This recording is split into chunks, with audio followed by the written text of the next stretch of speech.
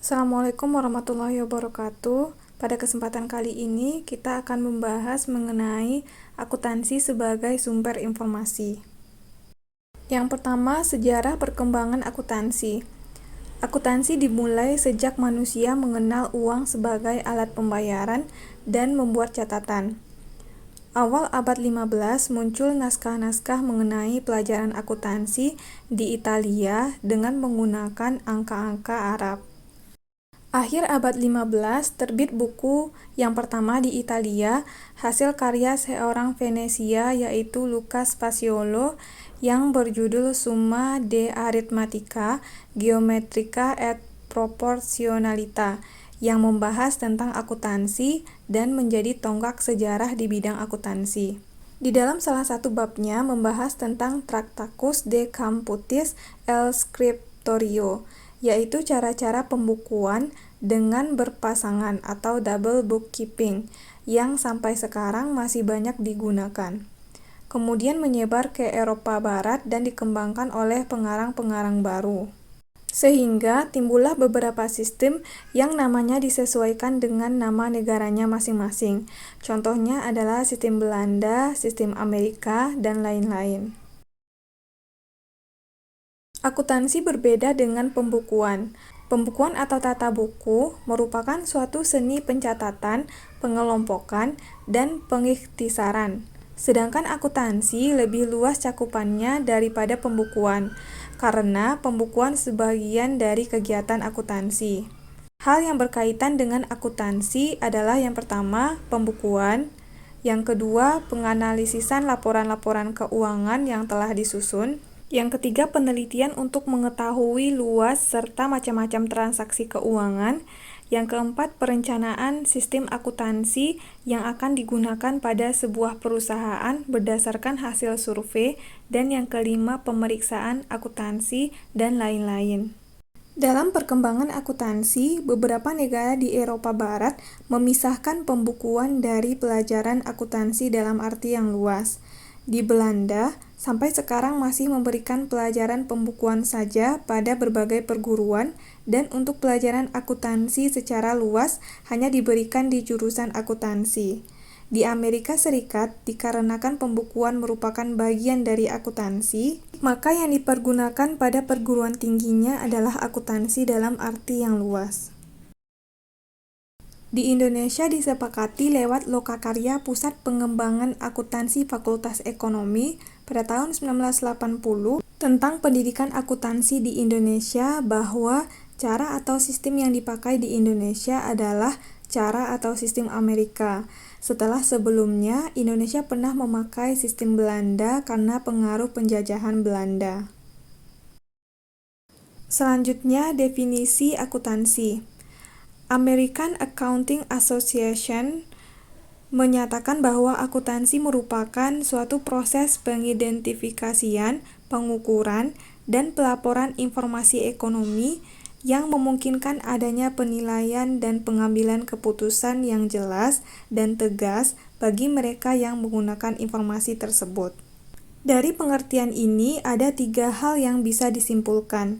Yang pertama, masukan atau input akuntansi berupa data-data atau dokumen ekonomi dari kegiatan atau transaksi organisasi atau perusahaan. Yang kedua, masukan tersebut diolah melalui proses identifikasi, pengukuran, pelaporan untuk menghasilkan keluaran atau output informasi atau laporan keuangan. Yang ketiga, keluaran tersebut digunakan sebagai penunjang atau sebagai dasar pengambilan keputusan bisnis oleh pemakai informasi tersebut. Selanjutnya, kualitas informasi akuntansi.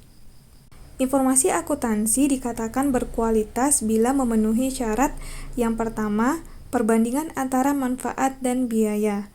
Manfaat laporan informasi akuntansi paling tidak harus sama dengan biaya untuk membuat laporan tersebut. Biaya sebuah laporan akuntansi tidak boleh lebih besar daripada manfaat yang bisa diterima oleh pemakai informasi tersebut. Yang kedua, informasi tersebut harus dapat dimengerti. Yang ketiga, relevan. Agar informasi akuntansi relevan, maka dipilih metode pengukuran dan pelaporan akuntansi keuangan yang sesuai dan bisa membantu para pemakai dalam pengambilan keputusan. Yang keempat, dapat diuji. Informasi akuntansi harus dapat diuji kebenarannya oleh para penguji independen dengan menggunakan metode pengukuran yang sama. Yang kelima adalah netral. Informasi akuntansi harus ditujukan pada kebutuhan umum pemakai, bukan pada kebutuhan dan kepentingan pihak-pihak tertentu. Yang keenam, menyajikan yang seharusnya. Informasi akuntansi bisa dipercaya bila menyatakan yang sebenarnya atau menyajikan yang seharusnya. Yang ketujuh, nilai prediksi. Informasi akuntansi tentang posisi keuangan masa lalu memiliki nilai prediksi. Artinya, dapat dipakai sebagai dasar memprediksi atau meramalkan masa depan. Yang kedelapan, feedback atau umpan balik. Umpan balik bisa berupa pembenaran atau penolakan terhadap perencanaan yang telah dibuat sebelumnya. Yang kesembilan, tepat waktu. Informasi akuntansi harus disampaikan tepat waktu agar dapat digunakan dalam pengambilan keputusan atau kebijakan perusahaan dan untuk mencegah tertundanya pengambilan keputusan atau kebijakan. Dan yang ke-10, dapat dibandingkan atau konsisten. Informasi akuntansi yang disajikan harus dapat memudahkan pemakai untuk membandingkannya dengan informasi sejenis dari perusahaan lain.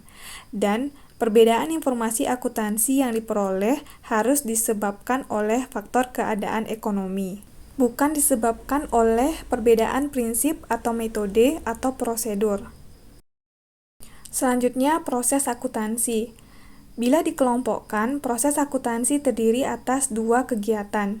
Yang pertama, kegiatan yang bersifat konstruktif atau sintetikal, meliputi kegiatan pencatatan, peringkasan, penggolongan, dan aktivitas lain yang menghasilkan informasi akuntansi. Yang kedua, kegiatan yang bersifat analitikal dari informasi akuntansi, meliputi kegiatan penganalisisan dan penginterpretasian informasi akuntansi. Secara garis besar, proses akuntansi terdiri atas beberapa tahap. Yang pertama, tahap pencatatan, meliputi penyediaan dokumen dan analisisnya, pencatatan transaksi ke jurnal dan posting buku besar. Yang kedua, tahap pengikhtisaran, meliputi pembuatan neraca percobaan atau neraca saldo atau neraca sisa, serta kertas kerja atau neraca lajur. Yang ketiga, tahap penyusunan laporan keuangan, meliputi laporan laba rugi, laporan perubahan modal, neraca, dan laporan arus kas. Selanjutnya adalah pemakai dan kegunaan informasi akuntansi. Akuntansi merupakan suatu proses yang mengolah data-data atau dokumen ekonomi dengan tujuan menghasilkan informasi. Informasi tersebut akan digunakan oleh pihak-pihak yang membutuhkan sebagai dasar untuk menilai dan membuat keputusan. Pemakai informasi akuntansi dapat dibedakan menjadi dua, yaitu pihak internal dan pihak eksternal.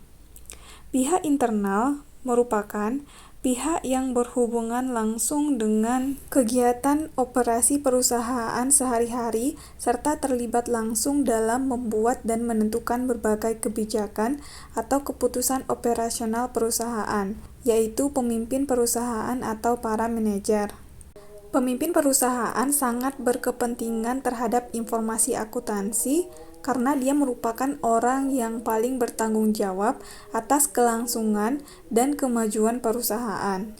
Berdasarkan informasi akuntansi, pemimpin perusahaan dapat membuat berbagai kebijakan seperti penyusunan anggaran yang realistis, penambahan atau pengurangan karyawan, penetapan harga pokok produksi yang lebih rasional, dan penetapan harga jual yang tepat.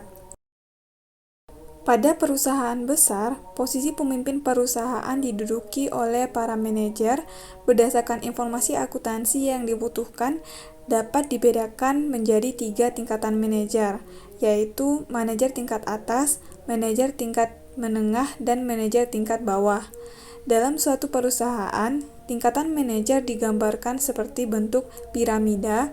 Semakin rendah tingkatannya, semakin banyak pula jumlah orang-orang yang terlibat di dalamnya. Yang pertama adalah manajer tingkat atas atau top manager. Informasi akuntansi yang dibutuhkan umumnya secara global atau garis besar, atau misal total penjualan tiap bulan dari departemen produksi. Karena manajer tingkat atas bertugas mengendalikan perusahaan secara keseluruhan. Kelompok manajer tingkat atas yaitu direktur utama, direktur, dan manajer. Yang kedua adalah manajer tingkat menengah atau middle manager. Middle manager ini membutuhkan informasi lebih rinci, misalnya adalah penjualan harian atau mingguan dari tiap bagian produksi, karena lingkup pengendaliannya lebih sempit. Kelompok manajer tingkat menengah adalah kepala divisi, kepala bagian, dan kepala departemen. Yang ketiga adalah manajer tingkat bawah atau low manager. Low manager membutuhkan informasi yang sesuai pada subunit tertentu, misal transaksi pembelian dan penjualan oleh tiap bagian. Kelompok manajer tingkat bawah yaitu supervisor, asisten supervisor, dan mandor. Sedangkan pihak eksternal adalah pihak yang memiliki kepentingan terhadap perusahaan tetapi tidak terlibat secara langsung dalam membuat berbagai kebijakan atau keputusan operasional perusahaan. Pihak eksternal terdiri atas yang pertama pemilik perusahaan atau pemegang saham atau investor, merupakan pihak yang memiliki kepentingan dan kepedulian terhadap maju mundurnya perusahaan, karena mereka yang menanggung risiko atas modal yang ditanam ke perusahaan. Umumnya, mereka akan menyerahkan pengelolaan perusahaan kepada manajer-manajer. Untuk mengetahui kemampuan para manajer, maka dapat melihatnya dari berbagai laporan informasi yang disediakan akuntansi. Bila perusahaan memerlukan tambahan modal, maka dapat mengetahuinya dari informasi yang disediakan oleh akuntansi, sehingga dapat memutuskan apakah akan ikut menambah modal atau tidak. Dengan melihat informasi akuntansi, juga bisa memutuskan untuk menjual sebagian atau seluruh sahamnya. Yang kedua adalah karyawan dan serikat pekerja. Jika keadaan keuangan perusahaan baik dan meningkat, maka karyawan dapat menuntut perbaikan gaji dan upah. Yang ketiga, kreditor atau pemberi pinjaman. Perusahaan membutuhkan pinjaman atau kredit untuk membiayai operasinya. Pinjaman tersebut dapat diperoleh dari kreditor yang akan memutuskan apakah memberi pinjaman atau tidak. Dengan mengetahui keadaan perusahaan, kreditor mengetahui keadaan perusahaan setelah melihat dan menganalisis laporan informasi yang disajikan oleh akuntansi. Yang keempat adalah badan-badan pemerintah.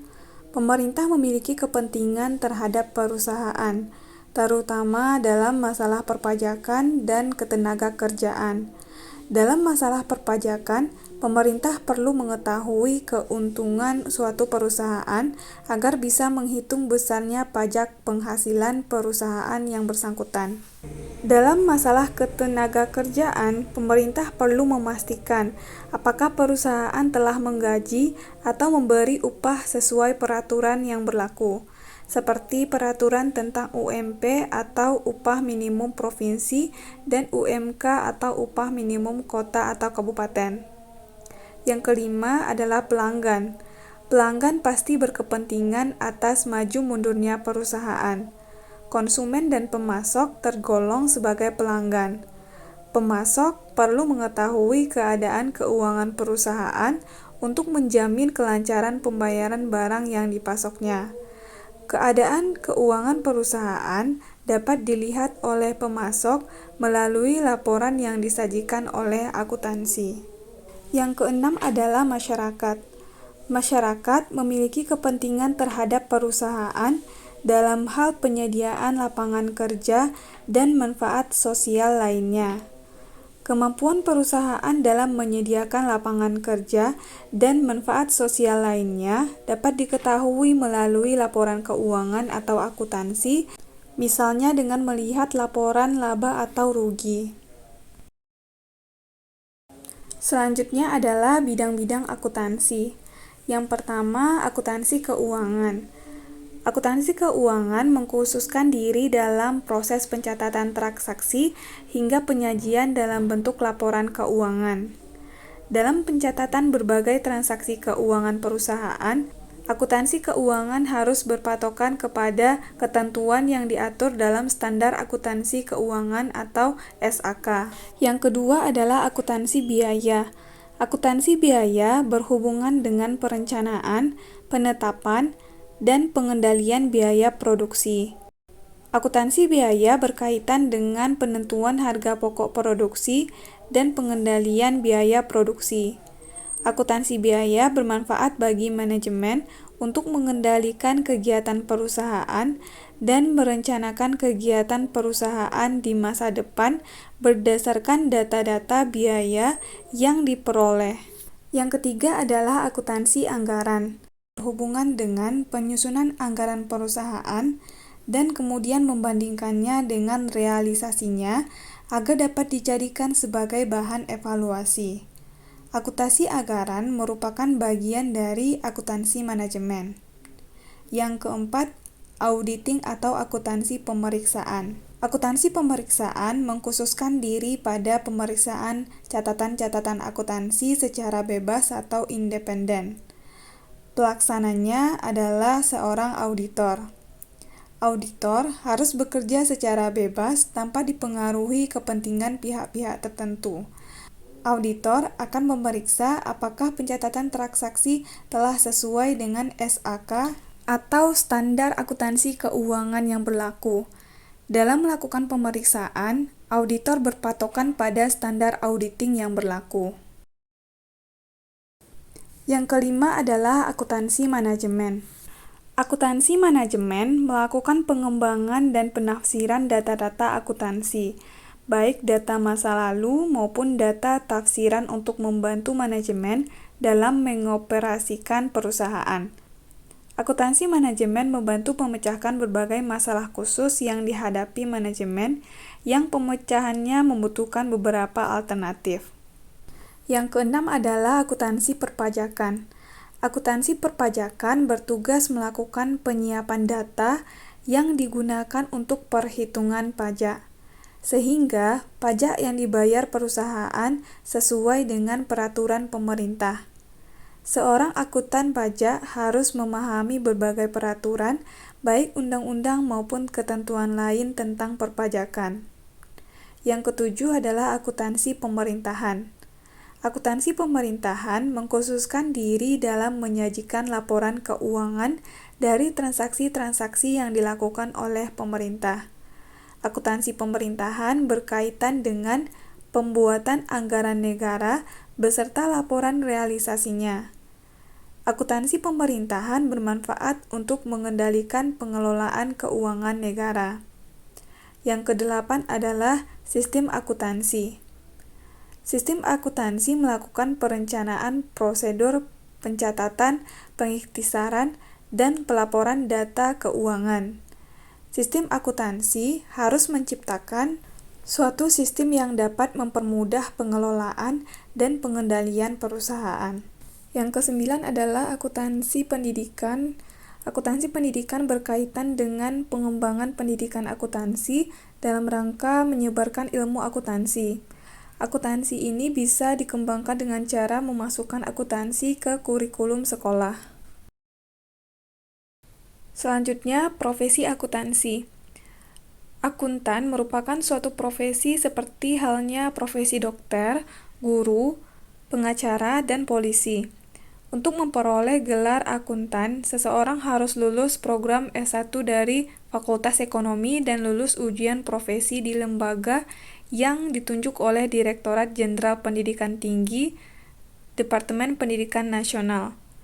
4 jenis profesi akuntan. Yang pertama adalah akuntan perusahaan atau intern. Merupakan akuntan yang bekerja di suatu perusahaan dan bertanggung jawab terhadap masalah akuntansi di perusahaan tersebut. Ruang lingkup tugasnya adalah yang pertama, menyusun sistem akuntansi yang diperlukan perusahaan. Yang kedua, menyusun laporan keuangan bagi pihak intern dan ekstern. Yang ketiga, menyusun anggaran perusahaan. Yang keempat, melakukan pemeriksaan terhadap pelaksanaan sistem akuntansi dan anggaran. Dan yang kelima, menyelesaikan masalah-masalah perpajakan seperti perhitungan pajak. Yang kedua adalah akuntan publik. Merupakan akuntan yang memberikan jasa dalam bidang akuntansi bagi perusahaan atau organisasi bisnis dan non-bisnis. Bersifat independen atau bebas, tidak seperti akuntan perusahaan yang terikat pada kepentingan perusahaan. Jasa akuntansi publik yang utama adalah memeriksa laporan keuangan suatu organisasi apakah telah sesuai dengan SAK atau standar akuntansi keuangan. Akuntan publik menawarkan jasa konsultasi di bidang manajemen, perpajakan, penyusunan laporan keuangan, dan lain-lain. Agar bisa menjadi akuntan publik, seseorang harus lulus ujian profesi dan memiliki nomor register akuntan yang dikeluarkan oleh Departemen Keuangan Republik Indonesia. Yang ketiga, akuntan pemerintah. Merupakan akuntan yang bekerja pada lembaga-lembaga pemerintah dan bertugas mengendalikan dan memeriksa penggunaan keuangan atau kekayaan negara dan membuat laporan hasil pemeriksaan. Akuntan pemerintah umumnya bekerja di Departemen Keuangan, yaitu Direktorat Jenderal Pengawasan Keuangan Negara, BPK, dan Badan Pengawas Keuangan dan Pembangunan. Yang keempat, akuntan pendidik. Merupakan akuntan yang memiliki tugas utama mengajarkan dan mengembangkan akuntansi seperti dosen dan guru mata pelajaran akuntansi. Selanjutnya, etika profesi akuntan. Etika berasal dari bahasa Yunani yaitu ethos yang artinya kebiasaan atau watak. Etika merupakan nilai-nilai hidup dan hukum-hukum yang mengatur hidup manusia. Yang dimaksud dengan etika profesi akuntan yaitu nilai-nilai dan prinsip-prinsip moral serta hukum yang mengatur hubungan antara akuntan dengan para kliennya atau langganannya, dan hubungan antara sesama rekan akuntan serta hubungan antara akuntan dengan masyarakat umumnya. Etika profesi akuntan memiliki 5 prinsip. Yang pertama, kebiasaan, keutuhan, dan keobjektifan. Akuntan yang telah memiliki izin praktek dan nomor register harus mempertahankan keutuhan dan keobjektifan serta bebas dari pihak yang menerima jasanya. Yang kedua, norma teknis dan norma kecakapan. Akuntan harus menjalankan tugas memeriksa suatu perusahaan dengan norma teknis profesi dan selalu berusaha meningkatkan kecakapannya. Prinsip yang ketiga adalah tanggung jawab kepada klien atau langganannya. Akuntan dalam melakukan pemeriksaan harus memberikan pelayanan dengan kemampuan yang maksimal, bertanggung jawab penuh atas tugasnya, baik untuk pelanggan maupun untuk masyarakat umum. Yang keempat, tanggung jawab kepada kolega. Maksudnya adalah akuntan harus mempunyai tanggung jawab dalam menjalankan tugasnya, serta mengembangkan kerjasama dan hubungan baik dengan koleganya. Yang kelima, tanggung jawab terhadap martabat profesi. Akuntan harus berperilaku baik dan sesuai dengan profesi sehingga dapat mempertinggi kebesaran martabat profesi dan kemampuannya memberikan pelayanan kepada masyarakat. Di Indonesia, kode etik atau etika profesi akuntan diatur oleh Ikatan Akuntan Indonesia. Sekian materi pada kesempatan kali ini, semoga bermanfaat. Assalamualaikum warahmatullahi wabarakatuh.